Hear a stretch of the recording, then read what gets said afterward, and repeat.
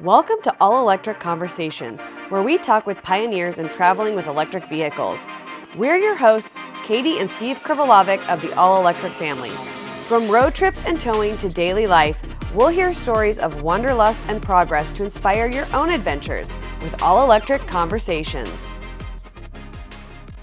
Welcome, everybody, to a new All Electric Conversations with Steve and Katie from the All Electric family.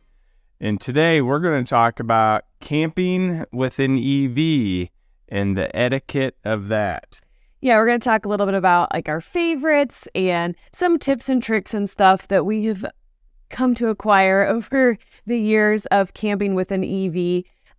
If you have followed us for a while, this may be some repeated information, but we kind of wanted to make a one-stop shop of some of our tips and tricks and some etiquette and things that you can even listen to while you're on your way out to the campground on your first go. So we just wanted to share some of our favorites and some things that we want to make sure that get across that for best practices. Yeah, and before we get started into this, if you have not signed up for the Charge Rally, please do that. That is October 5th through the 8th. Yep.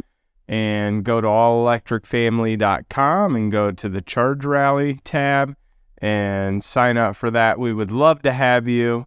And the discounted price, and we're going to bump it back to June 1st. So June 1st. We had it at May 1st, but we're bumping it back for one more month because we got busy and didn't get a chance to remind you guys that the discounted price was ending. So we're going to bump it back a month so that everybody gets a chance to do that, and that we have reminded you guys to go on and sign up before you lose that discounted price. And that's for people that are enthusiasts of EVs and camping and want to combine them, even, if you're not doing it right now, doing that in the future. So please go sign up for that. Yes. No EV, no RV.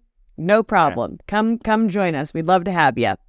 All right. Let's get into it. Yes. So let's start with some of our tips for getting down the road to the campground, and then we'll dive into the campground piece itself. And so I think my first tip would be sure especially if you're towing a camper, so it's not that you've packed your tent and everything into your car or you're going to sleep in your car or whatever the case is, but if you were towing a camper, especially, be sure to plan your route.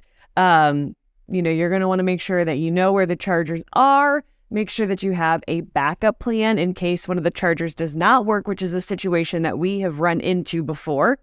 And make sure that you know where you're going to drop your trailer if you have to, or even if you're going to have to drop your trailer. You can even start thinking ahead about, okay, how can I pull up to the charger without having to unhook if you do all of those route planning steps ahead of time. And a couple of the apps that we use are a Better Route Planner, and this is beforehand. And then we also utilize Google Maps to look at the site of where the charger is to get those ideas if we have to drop the trailer, we're going to go over here, or is there a way of not dropping the trailer? Those are all great things to use. Can you think of any other apps that we use for the planning of it? No. So, I guess PlugShare. So we'll use PlugShare too. So we use PlugShare and a Better Route Planner to find the chargers. And then we kind of go back in through Google and check everything and make sure that everything looks good. But luckily, Google does seem to be adding more and more features with EV charging. Yeah. So hopefully, eventually, it will be all in one place. Yeah. Not that we don't love a Better Route Planner and PlugShare and all of those things, and we think they're super important, but wouldn't it be great if we could just do it all in one spot? So find your chargers and then go back in on Google Maps. Do the like street view or the satellite view and like physically look at that station and see where you need to pull with your camper. Yeah. And then at that point, once you have your route down, your backups, all that stuff, maybe the day before, 2 days before, go back on PlugShare and just make sure that those chargers are working properly. Read through the check-ins and kind of see what people are getting, get an idea what charger seems to be working consistently, getting a higher rate of charge, those sort of things. Yeah, it's very important to check those check-ins because as a charging station can even have a high rating and not be working properly on PlugShare. So the best, most accurate information is to go and check those actual check-ins at the charger to see the current status of what it is. And then also, I guess we always forget because we are in the habit and we just haven't taken a whole lot of trips since Rate My Charge has gotten started, like on Twitter and stuff. So that's another place to look to see how things are going in the status. That's going to be a very up-to-date thing. Yes. Yes. So any other tips that we could think of along the road? I mean, well, along the road, that's planning up to actually leave. That's true. So. You're planning up to go. And so now you've hit the road. Okay. What's your biggest tip for when you're on the road? Well, I mean, for the electric vehicle, just making sure that your vehicle has hit, to me, 100%, like before you take off, just making sure you have enough energy in there, because you don't know what the wind is going to be like specifically that day. If you're in the Midwest like we are, it can change in, a half hour. And so that's one of the things. I guess that's even right before you leave. But once you leave, like, make sure that it's at 100% state of charge, and do all your checks with your trailer and make sure everything's hooked up correctly. Do all that. Just take your time before you actually hit the road. So then you hit the road. If you have a co-pilot like I do, you want to make sure and check windy along the route just so you understand your efficiency. Reset your trip odometer so you can see your efficiency, making sure that you are going to make it to that next charger with sufficient charge at the end in case you need a backup plan. Windy is a great app. It tells us the direction of the wind, how fast the wind's going, and it also tells you what it is down the road really well. That's one we really like. Yeah, it's got predictions for the wind and stuff, so it's really useful to help you figure it out because the wind does play a big factor, especially if you are towing a trailer. One of my favorite tips is that start slow and speed up if things are going well. Don't start out at your top speed and expect to be able to get there. Start slow and then, tick up that speed little by little as you see that things are going well, because you can't gain back that energy. You can slow down and you can stop using energy as fast, but you can't get back that energy that you used by going quickly. So that's a tip that I use a lot. He's the one that does not have range anxiety. I am the one with range anxiety. So, when I'm driving by myself on long distance road trips, not even towing, I will start slower than I think I need to be going and then tick it up as I go along. So that's just kind of one of our favorite tips. And if things are not going well, like, back off your speed. That's the first thing you should do, is just back off your speed, and then you can slow down, get that efficiency up, and then hopefully make it if you're running into problems. And right when you start understanding your efficiency is going to be a little bit lower. Yes. Especially if you're in the heat of the summer or if it's a little bit cold, because it's either warming the cabin or cooling the cabin down. And so it will take a little bit efficiency for that. Yeah. And then, you get into it. For the Rivian, I always say look at it in 15-minute increments, because on the screen it tells you, the efficiency for the last 15 minutes. Teslas do that in different increments.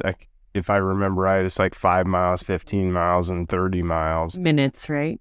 Or is it miles? Oh yeah, it is miles. So look at what your car specifically does for that. And if you don't have something like that resets it, like I'll take for instance the Ford Lightning, what I would do is just take over both of the trip odometers and reset that second trip odometer when I reset my speed. You know, if I bumped it from 55 to 60, right when I got at 60, I would reset that second trip odometer. So I knew what my actual efficiency was at 60, if that makes sense. Because it's obviously going to bring it down. You just don't know how much. It's usually about 10% is what we figured out. But understanding that, that's a great tip. And it's going to be, again, depend on the conditions. If you have a heavier wind, there's going to be a bigger impact, headwind, I should say. There's going to be a bigger impact when you bump that speed up because you're, just increasing that drag more and more. So the other thing that's really useful, because again, learning from our mistakes, we have not calculated our efficiency and how many miles that we can go based on what we're getting for our efficiency and the range within our vehicle. So I'm speaking of the Ford Lightning. When you pulled in and you thought, what it was telling you had like 5% or something, and then you pulled into the charger and it was like 0% all of a sudden. So if numbers confuse you and you are not a numbers person, you can go ahead 30 seconds.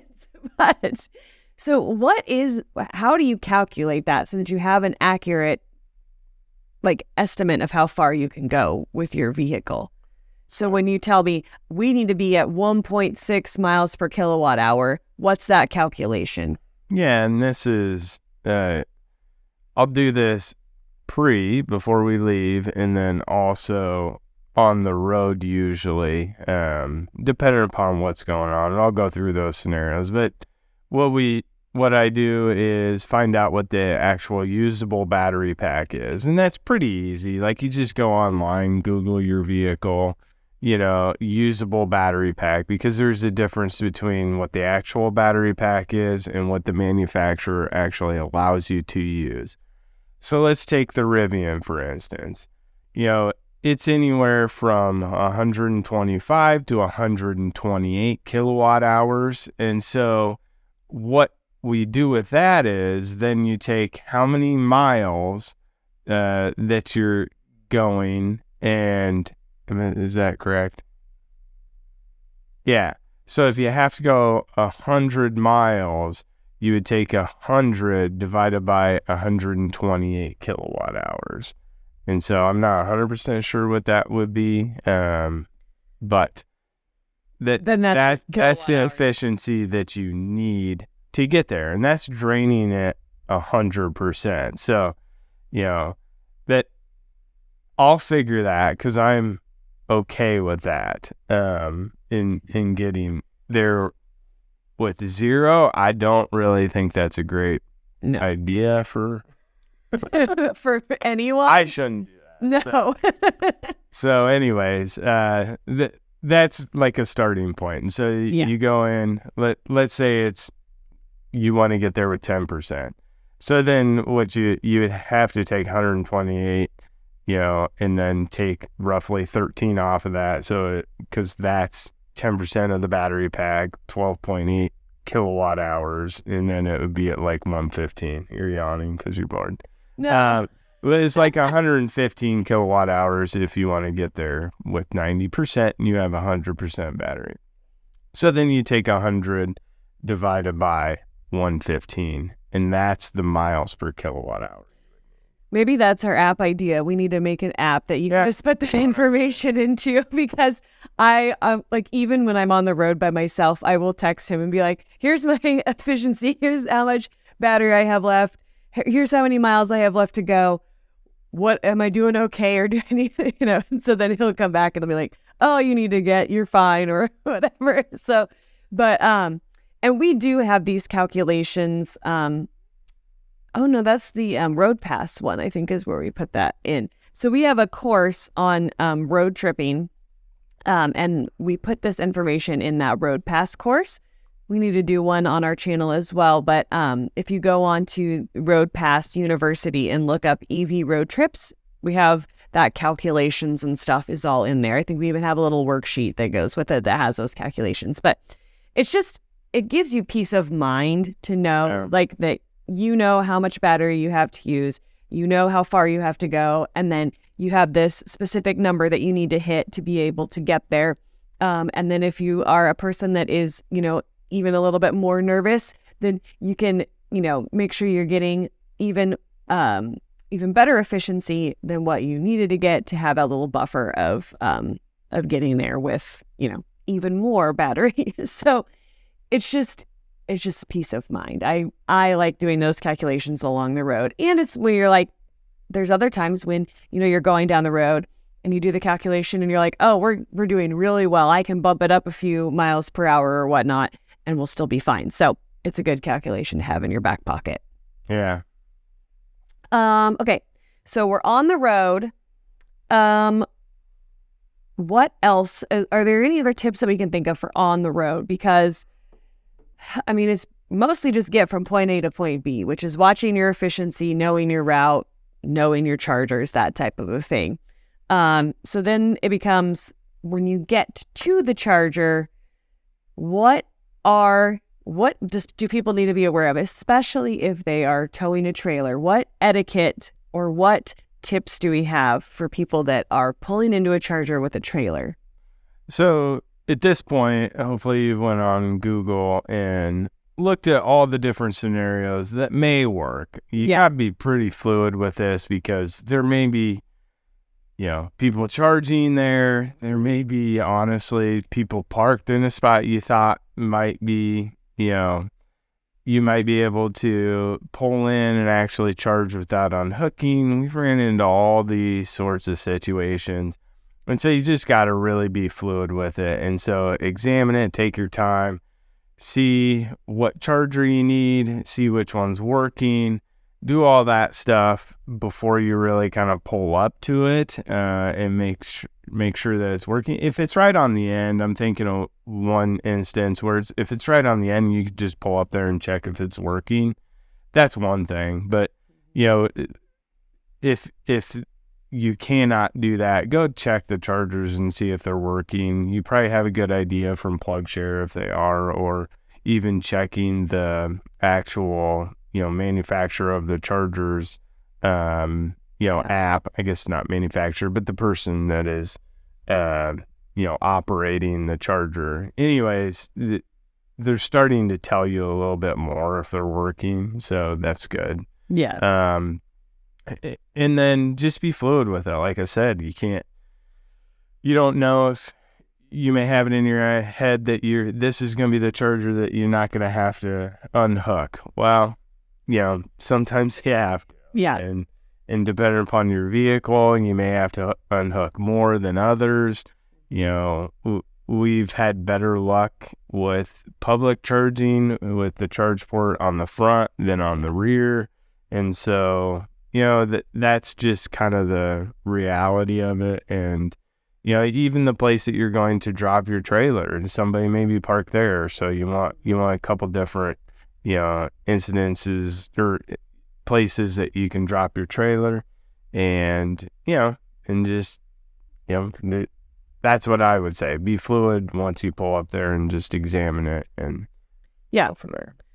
And, when we say be creative with how you're going to plug in, definitely you don't have to plan your charges to be pulled in appropriately into the parking spot to charge exactly as you're supposed to charge. We have charged behind a charging station before, so we were able to pull up behind and still the charger was able to reach. We have pulled in, so the charging station, is in a row, and we've pulled into the last stall with our truck perpendicular into the stall rather than pulling in straight forward, and we have been able to charge. We have blocked broken chargers before. We do not necessarily recommend blocking working chargers, but at the same time, if there is a big bank and you're blocking one working charger and there are 6 other open working chargers, there's plenty of room for other people to charge. And if they really want to get nitpicky about that one, then tell them sorry about your day and move on. But, just get creative. Think outside the box. and see if you can make it so that you don't have to unhook. Even though another piece of advice that I have is that it doesn't take as long as you think to unhook and hook your trailer once you boil down to it, because you're not setting up camp, you're just unhooking and then hooking back up. So, all you have to do is throw chocks under the wheels, unhook from your car, and then go over and charge. So, I think it takes us between 6 to 8 minutes or something. It's a really short period of time. 3 to 5 minutes. Yeah, 3 to 5 minutes. And that's with a weight distribution hitch even. So it doesn't take as long as you think. So, I think it's one of those things that people build up in their head that I'm going to have to unhook my trailer when I'm towing with an EV. And so they think it's going to be this frustrating, hard process. And really, it's not. Especially if you get a system down, it's like we park, I go chalk the wheels while Steve starts working on getting the tongue down and unhooking the weight distribution bars. And, we kind of have a system going where he's got his jobs, I've got mine. And then, we're done and on our way. And I usually finish up around the camper while Steve goes off and starts charging. And then I walk over to the charger after I make sure that everything's set with the camper. So don't make it too big of a deal in your head. It's really not. And especially with those front charge port CCS vehicles, we found that, more often than not, we are not having to unhook because we get creative. So just think outside the box but like Steve was saying, be prepared. Don't say, okay, I'm not going to have to unhook this time, and then get yourself all excited that you get to stay hooked up. And then you pull up and you get frustrated and angry because you can't. So, and I think that's probably a good piece of advice for a trip with an EV right now in the state of how things are anyway, is to just set your expectations low and then be pleasantly surprised when things go better than expected. I think that's because mindset is such a huge thing, right? So if you go in thinking it's going to be a perfect trip and you have planned for hours and you know exactly how it's going to go, then you are going to be highly disappointed and you're going to be grumpy when you get there. But if you set off thinking, okay, here's the potential problem that could happen here, and here's a potential problem that could happen here, then you'll be pleasantly surprised when you get down the road and you get there faster than you anticipated. So be fluid, prepare for the worst, expect the worst, and then be happy when those don't happen. Yeah, I agree with that. Mindset is huge, and that mindset of being fluid and taking your time while you're there in case if you do have to change it up how you have planned it in your head. Just staying calm, because that's when accidents happen. Yeah. That's when you mistakes forget to, put the chocks down. Yeah, put the hitch pin in. The whatever the what am I trying to say? The tongue blocks. Yeah. And so that's when stuff happens, and so you want to do that. Honestly, unhooking, like Katie said before, it doesn't take that long once you get a system down, and you're going to have to be there for 30 minutes to an hour anyways, charging. So, to be honest, what's an extra 3 to 5 minutes? Yep. And so that's kind of how I view it anyways. Yeah. And, sometimes you are in a little bit of a hurry because you're going to go shopping, getting groceries, that sort of stuff. And so, maybe that kind of leads us into that next tip. Yes. Good segue. So another thing that we do to maximize our time is we save our camping shopping, so our grocery shopping for our camping trip, until we are at a charging station, because a lot of the chargers, especially the public CCS chargers, are at Walmarts or Targets or places like that. So we will choose a charge stop where we are going to need to stop for a little bit longer period of time. And I will be honest, I think on nearly every single stop that we have ever done for grocery shopping, we have charged longer than we needed to, because grocery shopping just takes that much more longer. But, you're combining, if you are going on a camping trip, you're going to have to do grocery shopping for that camping trip before you leave, or you can do it while you're headed down the road. And so we just, instead of wasting that time ahead of time and going shopping at a separate time frame, we go while we're on the road. The camper's right there, so then I don't have to take it from my house to the camper and all that stuff. So we just kind of save ourselves some time by just doing our shopping and preparations for the trip kind of while we are on the road. So, we throw clothes in to the camper and we go on our way and we get everything else going when we get to a charging stop. So it just kind of saves time in the end. Yeah, along with that too, we plan our, lunches around that. Yeah. Anything else you could plan, your breakfasts if you're an early riser and you want to leave early. Yeah, or not. You could leave and then, eat breakfast at your first charging and maybe get, groceries at the second, and then at the third one, you're eating lunch. Just plan those events that, you typically may do before or after or anything like that. Yeah. During your charging stops, because it is, possible to do that. And that's how you save time. And when you do that, like Katie said earlier, almost always we're overcharging. Even with lunches and stuff. Yeah. So, and that's the great thing about having at least a camper with you, is the simple fact that you're basically dragging a house down the road. And so you can be comfortable in there and, making your lunch. And that's what we like to do. You could go grab a bite to eat, and we've probably done that before, but it's so comfortable just being in the camper, making lunch and just hanging out together. It makes it feel calm, right? Like, when you're on a road trip, somebody's always rushing somebody and stuff, but then, when you're right there and you have this whole house with you, you can take a little bit time to stretch out. If whoever was driving, if they want to take a 10-minute nap while the, lunch is getting made, you can lay down and take a nap on your bed. But, there's this stigma of wasted time when you're charging an EV, right? You hear all these things. Well, I don't have time to waste. I don't have time to waste. And I don't know that I have ever, okay, maybe once. I can think of one time where maybe we were sitting around waiting. The charger was just a little bit slower, but I think it was like 100 degrees too. So the charger was just like not working very well. That I felt like we were kind of sitting around waiting and wasting time. Most of the time it is filled from the minute we plug in until the minute we unplug, with bathroom breaks, snacks, lunches, grocery shopping, walking the dog, getting the kids to get back in a better mindset.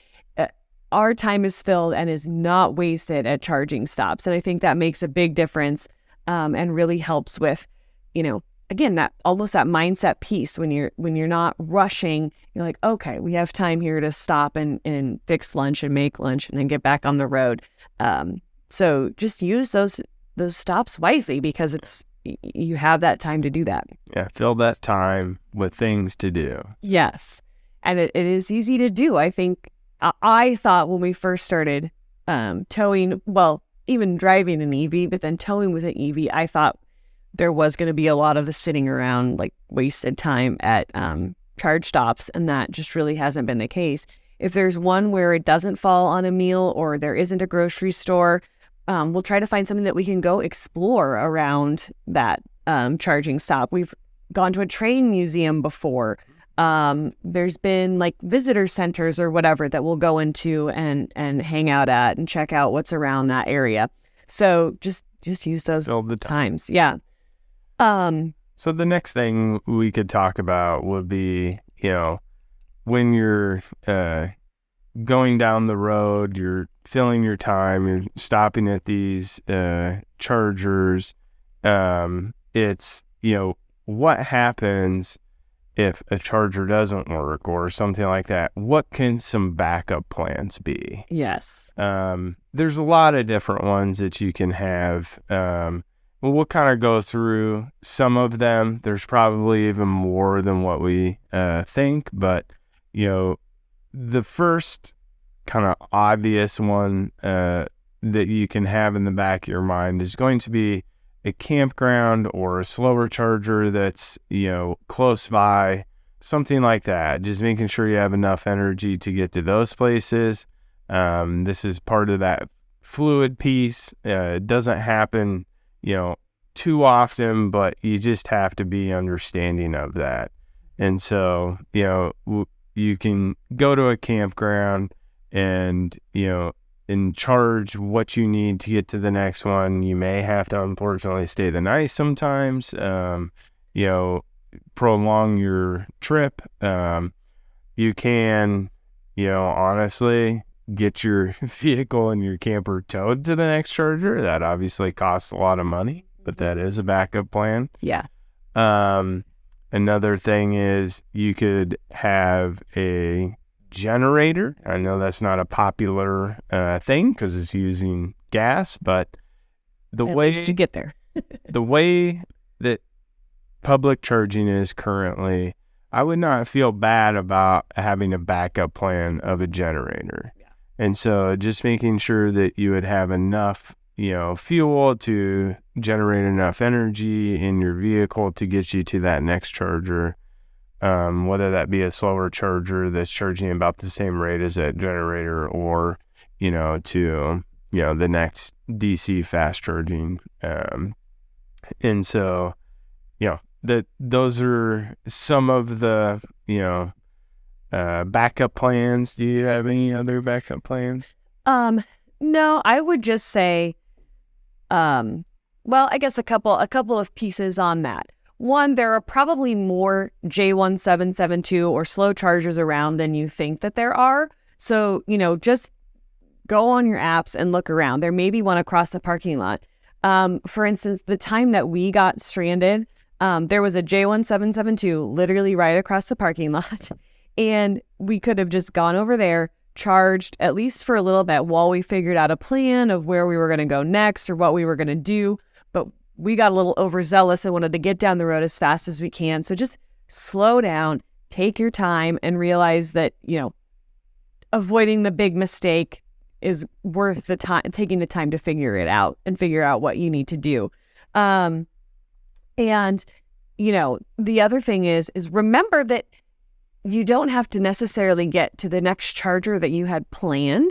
So in the panic of a charger not working, don't forget to go back and look and see if there's another fast charger along the route that you were going to skip because you had a charge or whatnot. So you may only need to go charge, for a couple of hours on a slower charger to be able to get you to that next one. And then you can get back down on the road on your plan, because there are times when we could skip one charger, so go back and look again and see if there's not one that you're missing, even if it's like a 60 or 50 or 60 kilowatt, It's usually the case. Yeah. And so we're skipping multiple, not just one. Yeah. So because usually you're going to look for the 150 or the 350 kilowatt, chargers when you're on trips like that. So go back and look and see, did I skip a 50? Did I skip a 60? That if I stay here at this J1772 for, 3 hours, then I can make it to that one. And then we can kind of get back on track after that.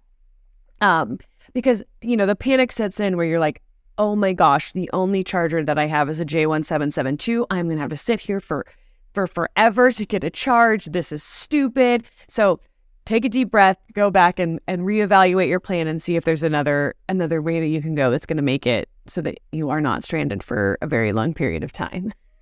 But, like we said, think worst case scenario and then be pleasantly surprised when things work out well for you. Yeah. So I feel like that's probably most of the trip along the road. Yeah. Things you got to think of. I guess one thing would be also, I guess we didn't mention, plan if you're going a longer distance, plan a charge stop overnight at a campground. Take out a stop by having it be a charge while you are stopped overnight at a campground. We will even leave the night before. So when Steve gets off work, we'll leave and then, go 1 or 2 chargers down the road and then stop and charge overnight if we have a long trip. because that works well for us. We're kind of night owls, staying up a little bit later. We're like, we would much rather get a little bit down the road so that we could sleep in a little bit more in the morning and then head down the road more. But you can also charge overnight at a campground. So keep that in mind to break up the drive too, which we have felt has been good for our kids, our dog, us. Breaking it up really does help with everybody's overload. Right? You're not quite so on edge by the time you get there if things have been broken up. So that would be my one last little piece for on the road. So you've arrived at the campground. I feel like now's when there's like a whole bunch of things. I guess one of the other thing on the road is make sure you have, if you're a Tesla driver, make sure you have your Tesla to CCS adapter. Make sure no matter what you drive, you have, if you need a J1772 of some kind, your travel charger, make sure you have all of your stuff with you so that you can charge no matter what the scenario is along the road. But that also applies to the campground as well. You're kind of bringing your stuff. So I guess let's start there. What equipment should you have with you if you're going to be camping with an EV? Yeah, so all the things I would carry with me would be a 25-foot 50 amp extension cord. So that's a 1450 plug on each end. And then I would carry, depending upon if it's I guess you don't need that. Make sure you have your travel charger and also having a 1450 to 30 amp adapter. That's so you can convert to a 30 amp RV plug, and you got to make sure that it's EV specific on that one. You cannot just use the dog bone that you take with your camper if you have a 50 amp camper. And we'll link to the one that we use in the show notes. We'll put a list of all this equipment in the show notes, but because it does have to be that EV specific, we'll make sure we put the one that we use down there. Yeah. And that's maybe bare minimum. With that, I also carry a 1450 splitter. The only way I would do that is if you're able to regulate how much you're pulling from the pedestal, whether that be, through the car or the travel charger that you have. And that's just so you don't overload the pedestal or even that 1450 splitter that goes into, two 1450s. You would also need to be able to regulate the amps coming into your camper if you're splitting it from your camper to your car. And so you'd more than likely have to have some aftermarket inverter in your camper. So we do have that in our camper, and on the Rivian you are able to pull the amps down, but they do make travel chargers that actually can regulate how many amps it's putting into your car. So those are some extra things with that. And then I do use a surge protector for the camper. I utilize a watchdog, and that's so I can make sure and monitor that I'm not pulling too much current from that pedestal. I don't want to overload it. And those are some of the extra stuff that you need. I do believe you probably should have a surge protector just for your camper no matter what. And if you're going to get one, you might as well get this watchdog one. I don't know of too many others that allow you to kind of monitor how much power that you're using. Yeah, if you've been camping for very long at all, a surge protector is a good idea, because sometimes you pull up at those pedestals and you're like, ooh, this thing does not look like it is up to code. So just go ahead and get yourself one. Again, we'll even link to that watchdog one in the show notes, because it is a good one, especially with an EV, so that you can monitor all of that, all of your power usage and whatnot. So you pull up, you've got all your equipment and all of the things that you need. And so then it becomes like some questions of probably like some etiquette and like what the appropriate thing to do is with an EV. Oh, I know what I was going to say. Before we get there, with the watchdog as well, if you happen to come into a campground and they are not happy about you having an EV, you can plug your EV into the watchdog and then monitor through the app the amount of power that you're using. So then you could offer to pay them for the additional power. It's essentially like having a, why am I blanking out on the word? Like a monitor on the, Meter. a meter. There you go. Like monitor is not the right word. A meter on the pedestal, seeing how much power you use. You could plug your EV into that and then tell them, okay, I use exactly this many kilowatt hours. Here's my money for paying that. And in all honesty, it's going to probably be $10 or less, but, depending on how quickly you're charging and all that kind of stuff and how often you're charging. But you do have that option. And so, we've kind of had that as a backup plan in our heads. We've never run into it, but we were like, okay, if we run into that, here's one thing we will offer them. So, thinking about that. But it probably would be best practice to call ahead to the campground and say, I am going to be reserving a spot. I have an RV.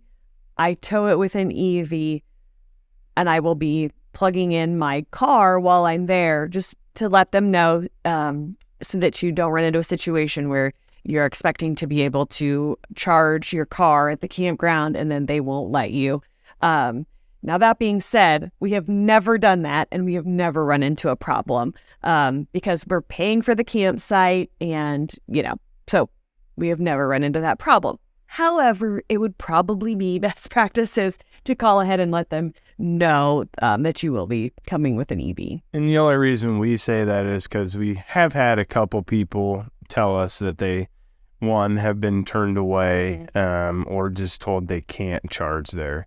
And so we weren't in that moment with them, so we don't know how that was communicated or anything. So we just don't want other people to be, left out there to deal with it themselves. And so that's why we say that, so it just depends how you are too. And so if you feel like you can handle those situations and figure it out, even if they say, you can't charge your vehicle and you go through all these processes of saying, hey, I'll pay for it. I'll pay for an extra side if that's really what you want me to do. All those sorts of things. If there is a public charger in town, you just got to take your vehicle there, charge it, and then come back. It's not too big of a deal. It's obviously a little bit of an annoyance. So you would want to make sure and, bring something that you could leave it there if it was a slower charger and come back to the campsite. Like an e-bike, an e-scooter, that type of a thing. Yeah, or a regular bike if you want to use energy. If you want to, exercise or something. So, or you could walk. Yeah, you could. Anyways, so just thinking about those things, it doesn't happen to us, but that's why we say those things, is because we don't want you to have to panic if you get there and they say those things and you're surprised. Yeah. Like I said, we only heard it from 2 people, happening twice, but it has happened. So we have to say it. Yeah. And again, it's another way to, set your expectations low and then be pleasantly surprised when things work out. I would say we do pull into campgrounds ready to explain, how it will work when we're charging and that type of a thing, what our plan is, if the campground has questions. There's a couple other scenarios too. You could tell the campground that you will not plug in your camper and your car at the same time, that you will only have one plugged in or the other plugged in, which we have a bigger battery pack in our camper, or a battery bank, I should say, not battery pack. for a couple reasons. One, we want to be able to boondock from time to time if we want to do that. But then two, it also gives us the option that if we are at a campground where they don't want us to have the car and the camper plugged in at the same time, we can still run everything in our camper without having to, worry about being plugged in while we're charging the car. So, there's always that option as well, to just let them know that. And we'll explain too later on if you don't have anything else, or if you have more to talk about, ideas of when to plug in, your car versus your camper and stuff like that. Why don't you go ahead and, I think that's good. So we mostly do a lot of our camping in the summer around here. And so we do want to use our air conditioner. The battery bank that we have would only power that for maybe 2 hours. So it's not a large battery bank that we have in our camper. So what we would do is, one, if we were going to go out and play or do whatever, going to be away from the camper or something like that with the dog, we would plug it in then, unplug the camper, plug the car in while we're gone exploring just the campground or whatever. The other thing is, look at the temperatures at night, because you may not even need your air conditioner. That's what we run into sometimes. And so we'll just charge the vehicle overnight. Mm-hmm. And so, that works really well. You unplug the camper at night, plug the car in overnight. And by that time, depending upon, what state of charge you're at, you're going to be pretty high state of charge by the time that you wake up and need the air conditioner. So just think through those times and stuff, and have a plan for when you want to charge your car versus having the camper plugged in. Again, we say all these things because we've prepared ourselves. I mean, that's us having the worst case scenario in our heads. And so we've thought through all of these things and have plans for if this, that, or the other thing happens. But most of the time we were able to plug in, run both the camper and the car. It might be on turning the amps down and that type of a thing, but we are prepared for the worst case scenario. Running one air conditioner on the camper. Mm-hmm. So that's how you would consume less there. Using your microwave, those sorts of things. You just got to think through it. And, all that being said, you can already see it happening. Campgrounds are upgrading their electrical systems, and it's not just because of EVs. Even most campers today need 50 amp service. And so more and more campgrounds are putting in more and more plugs or upgrading what they already had. So, you're starting to see these electrical systems that can handle more in campgrounds. I mean, I can think of, I think this winter, I think 2 campgrounds that we frequent have added like a significant number of additional 50 amp sites to the campgrounds. So, you're starting to see that already, and it's because of the RVs, not EVs.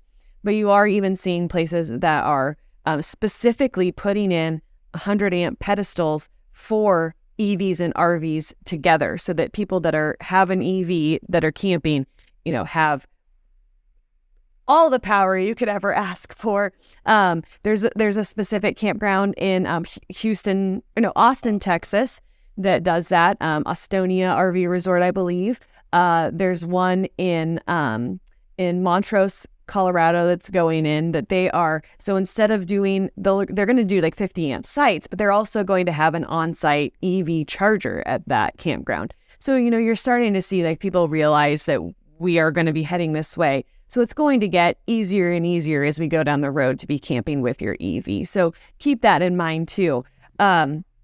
I think another thing that we should touch on, though, is, if you are just camping with your EV, so that is your camper, or you're tent camping and you've brought your EV, do you think there's any additional etiquette or things that people should keep in mind if they are just specifically, either camping in their Tesla or EV or whatever it is, or tent camping with an EV? The one thing I guess we heard is that somebody was frustrated that there was an EV that was taking up a spot at campsite, and they actually went up and talked to them and asked them, and they had a spot for their tents and then also their electric vehicle.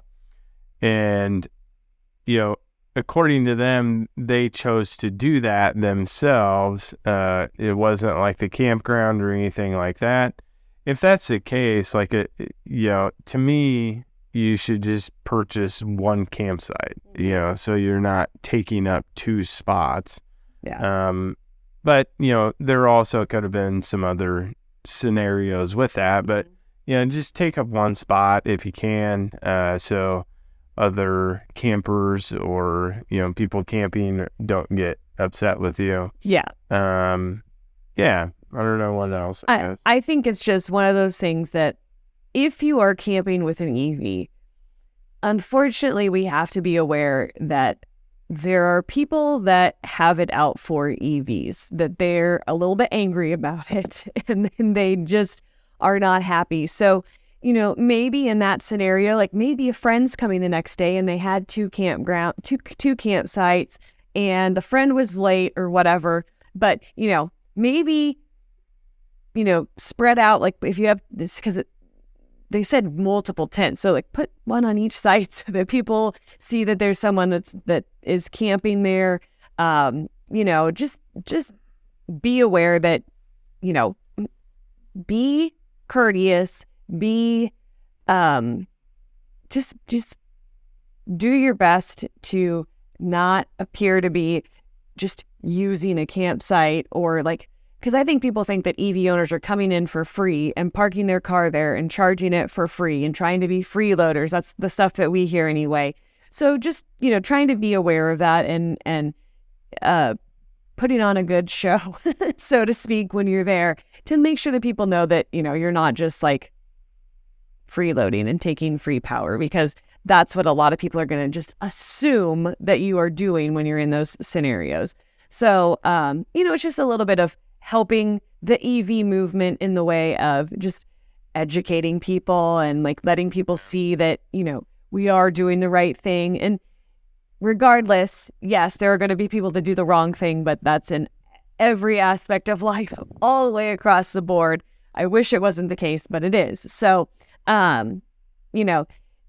just be aware of those things when you're.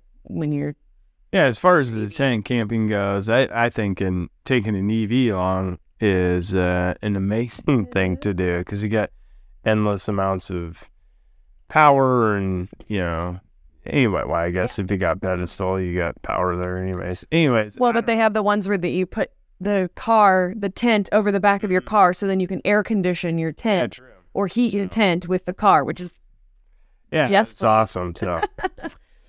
Okay, so I think that covers it. Anything else? I don't feel like there's too much else other than always, whether you're camping with an EV or anything like that, leave the area better than you found it. It's very important. We want to make sure and protect our places that have all of our beautiful nature and, adventuring and all that stuff. So make sure and take care of it. Yep.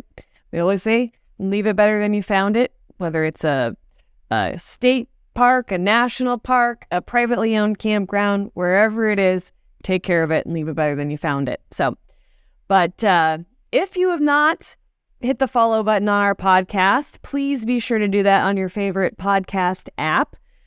If you are on YouTube, hit that subscribe button. We'd love to have you follow along with all of our adventures. If you guys have any suggestions of things you want to hear us talk about, or people that you think that we should talk to on our podcast, drop us a message. We love hearing from you guys and hearing what you want to hear about or who you want us to talk to.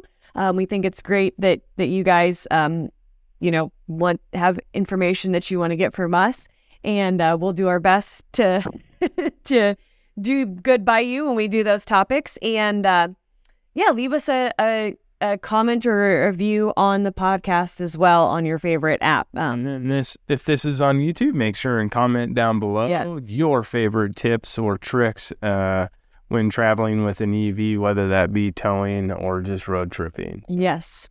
All right. We'll see you guys in the next one. See you guys.